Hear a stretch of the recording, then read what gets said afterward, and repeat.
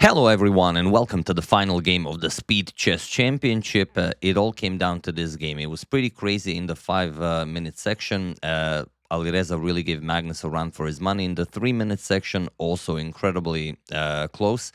Magnus went into the bullet section with a 2-point lead, and it was an amazing event. Every year, the Speed Chess Championship final, even if you're not a fan of speed chess, it's just it really is the best speed event of the year, and everything coming down to this game makes it even more incredible. So it's Alireza versus Magnus. We're gonna talk after the game who defeated who, how come the two of them are in the finals, and not, for example, Hikaru and Magnus. But yeah, we'll get to that, or maybe Hikaru and Alireza. So let's check it out. Alireza with white opens with pawn to d4. Sorry about that.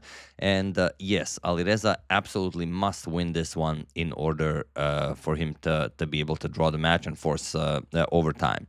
So d4, we have knight f6, c4 e6, and now knight to f3 in Nd5. And this is a bullet game, 1+0. Now you might be thinking, okay, that's not enough time to play a serious game. When these two guys are playing, it is more than enough. This game is more precise than probably 90% of classical games you guys or myself will ever play. It is beyond belief what they are capable of, and you'll see how much theory went into this game. Knight c3, bishop to e7, we have captures, and now bishop to f4. So a pretty standard line of the Queen's Gambit declined. Pawn to c6, we have pawn to e3, and bishop to f5. Now bishop to d3 is the most usual counter. Here we have knight to h4. You can see that Alireza is still within the 1 minute mark, so he's constantly playing on that 1 second increment. Bishop to g4, attacking the queen c2, and knight to h5, attacking the bishop. And this is the key move here, otherwise black will just be better, and still all theory. h3, we have bishop to e6, knight to f3, and knight captures on f4. We have e captures, doubling up the f pawn, but you will have a very, very solid e5 square for the knight. And they're still following a game. Gukesh and Yanni Pomnishi played in the WR Chess Masters of 2023, where Nepo played bishop to d6, which is the top engine move. Magnus goes pawn to g6, which is the second move recommended by the engine. So, okay, the theory still continues. Bishop d3, we have queen to d6, and now there are some games where queen to d2 was played. Also, knight to e2 is a known move, everything to defend that f4 pawn.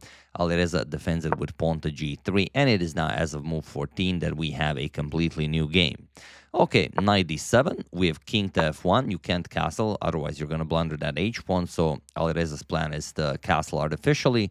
Knight to f6 and king to g2. And now while Magnus could castle, not a problem, he also wants to be a star of the show. He also wants to castle artificially. King f8.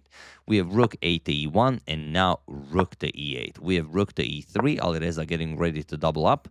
Bishop to c8 and rook h to e1, followed by just bishop to d8. Magnus very happy to trade. If he draws this game, he wins the entire event. We have knight to e5. Alireza, of course, avoids it and gets this knight to a beautiful central square. King g7, and now pawn to a3.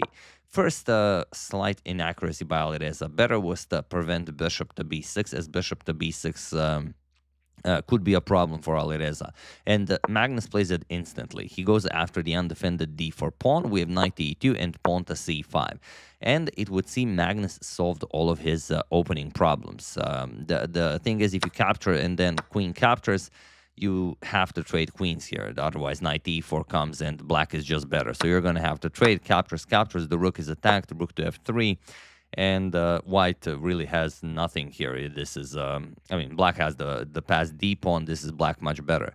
So after c5, we have queen to c3. First move where Alireza actually spent some time. He spent 15 seconds on this move, and it is by far the best move. Nicely aligning the queen with Magnus's king, but Magnus doesn't think twice. He just goes for the trade. We have captures, knight captures, and now queen c5. He wants the queens off the board, and then good luck winning that. But Alireza has shown that he can definitely challenge Magnus in any time format and in any position. And he finds something interesting. Queen captures, bishop captures. Now he goes knight e to f3, so you don't have to move this knight, and rook captures on e3. Alireza captures with the f-pawn, happily undoubling his pawns, and bishop to d7. Magnus looking for ways to activate his bishop, but also now the rook also has the c8 square as a choice. If you want it, you can also go bishop b5, bishop to a4. So the bishop is a lot more flexible. Knight coming back to e5, and we have rook to c8. And here Magnus gave Alireza a free move, basically, g4, which threatens g5 to win the bishop. So you know, you have to figure out how to go about this. Magnus just plays bishop d6. The idea being that if g5, he's just going to trade. And now if captures, of course, you recapture with the bishop. So Alireza goes king to f3. We have pawn to a6 and rook to d1. We have bishop to a4 going after the rook d2, and knight to d7. Magnus trying to kick away this knight from this beautiful e5 square, and Alireza trades. Knight captures, bishop captures, and bishop back to b1. We have bishop to c6, and now bishop to a2, putting pressure on that pawn, getting ready to move the knight, and Alireza wants to win that pawn. Magnus goes rook to d8, and here Alireza can actually win a pawn. I guess he was also playing a little bit on Magnus's time because, yes, you have him down to 16 seconds on the clock, but it's Magnus. You know, if you give him those 3 seconds, he will make them count. But the move you have to play is knight captures on c6, and then after b captures, rook c2, and the pawn falls. You cannot advance because captures on d5, and if you play rook back to c8, then just captures, and the rook on c8 is undefended. So that's a problem. So after rook d8, rook to c2 was played. Alireza actually prepares this, and now bishop to a4, attacking the rook. If b3, then the bishop is locked in. Rook to c3, and now Magnus goes bishop back to e8. Bishop to e7 was much better to defend the pawn, but Magnus figures, okay, if he captures, I'm going to capture on a3, and we just trade pawns. But no, Alireza finds a winning idea. Bishop captures on d5, bishop captures on a3 now, threatening to capture the bishop, but now look at this. Bishop captures on f7, and it's not about the pawn, because you can also capture on b2. It's about freeing the e6 square for the knight, and now the fork cannot be avoided. Or so you would think. Look at Magnus's time. Magnus is down to 5 seconds on the clock. He plays bishop captures on b2, attacks the rook, and now knight to e6 check with a fork. Magnus down to 4 seconds.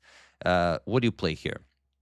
Obviously, if you capture the bishop, then knight captures on d8 comes with a check, and after king e7, you just go rook c2. You attack the bishop, and after king captures, rook captures, you have a rook versus a bishop. This is a completely winning endgame. So Magnus finds this, and this is just unbelievable. King f6. And you'd think, okay, surely Alireza is completely winning. He has so much more time on the clock, but it's not easy. It's not easy, and I don't, you know, it's not even the slightest of exaggeration. What do you play here? If you haven't seen the game live, I recommend you watch it because it's incredible. But what do you play here? How do you win this for Alireza? Well, I give you a couple of seconds.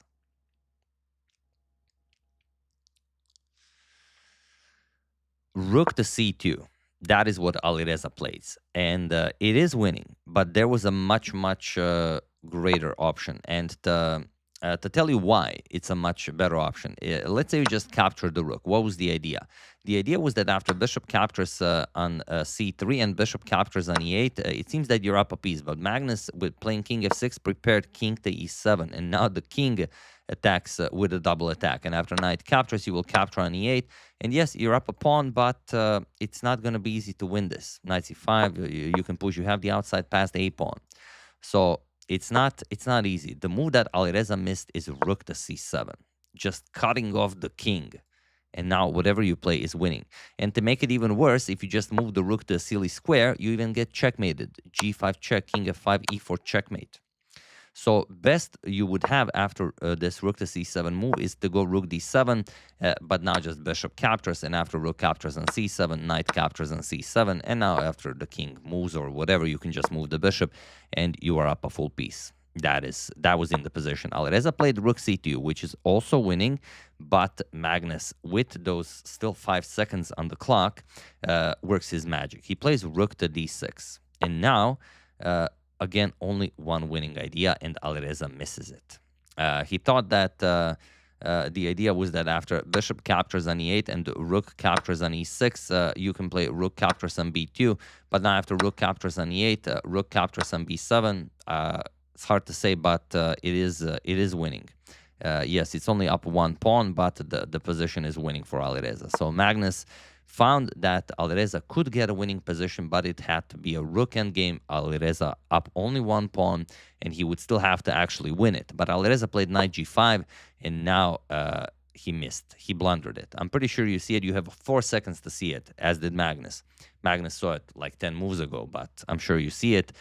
Bishop to c6 check. It all came down to this move, to this blunder, and now Alireza no longer can win this game. He played e4, h6, kicking away the defender of the bishop. Rook captures on b2, h captures on g5. Now the bishop is hanging, bishop to c4. Bishop to d5 is still a draw, but a draw is not enough for Alireza. He plays bishop c4. He wants to keep material on the board. G captures, now with the idea that if king captures, you can just push the king away and go king e5. So g5 check was played, but now king e5, and he was in this position on move 46 that Alireza Firouzja resigned the game, and with it the match. They played one more game, but it was all the same. There was no way for Alireza to get enough points to win, and eventually they agreed to a draw. But the point is the e4 pawn falls as well. If you defended, the rook just attacks again, and that's it. You're going to win another pawn, and then you are completely winning. So incredible stuff by both of them. This was exhilarating to watch. I watched it with my daughter, and she, she doesn't know exactly what's happening, but she understands that it's very exciting and that people are very excited about chess. So that makes me very happy. And here is, as promised, Qb2. So Magnus defeated Fabiano in the quarterfinals, then defeated Denis Lazovic in the semifinals with a pretty strong margin, 17-9, and then Alireza in the finals with a score of 15-12. I think the closest ever Speed Chess Championship final. Hans Niemann was eliminated by Denis Lazovic. Interestingly, Alireza removed Yanni Pomnish in the quarterfinals, and Hikaru eliminated Wesley So. But it was Alireza who beat Hikaru. And lastly, for 4th and 3rd place, Denis Lazovic defeated Hikaru Nakamura with a very, very close game, 13.5 to 12.5. So out of the top 3 in the Speed Chess Championship finals, so the best 3 speed players in the world, Hikaru this year not among them, and Denis Lazovic showing that he can definitely play with the best of them. Magnus, Magnus is Magnus, but yeah, other than that, Denis played an incredible event. Tough break for Alireza. You could see that he was very happy. I think he even cried a little bit. But yeah, I mean, tough break, losing to Magnus to such a close margin. And Magnus, to him, I guess it was just he was a little bit stressed, but to him, it was just another event that he was going to win.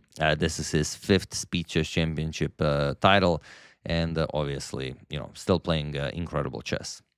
So yeah, I mean, may we all play such a classical game one day that these guys are able to in a bullet game with 1 minute on the clock.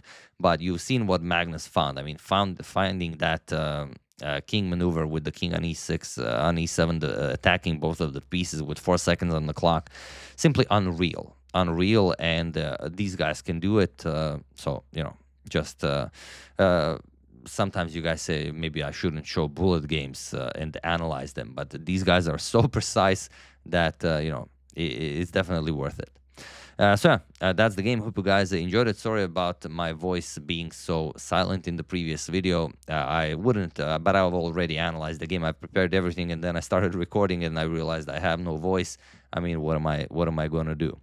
So yeah, really hope you enjoyed it. Big congratulations to Magnus on his 5th title in the Speed Chess Championship. Very much looking forward to what happens in the next one. Will Denis Lazovic or maybe someone else, be able to do what these guys are doing? But for the moment, I think it's Only the four of them: Magnus, Alireza, Hikaru, and Dennis, and we'll see, maybe someone else next year. So I really hope you enjoyed it. I would like to wish a very happy birthday to Caleb, as your parents state. You are a star, and I would like to thank Gregory Novak, Grusak, Ivan Kabina, and Diego Maria Capellini for a contribution to my channel. Thank you a lot. I really appreciate it. As usual, you can check 2 of my previous videos here. Thank you for watching, and I will see you soon, continuing to check up on your wonderful suggestions and whatever else happens in the chess world. Thank you all. I will see you soon, and have an excellent rest of your day. And first link in the description below. Join the Lotus Arena today, the big February one. Everything counts towards the final event of the year. So, try to join. We're going to have a lot of fun. See you soon.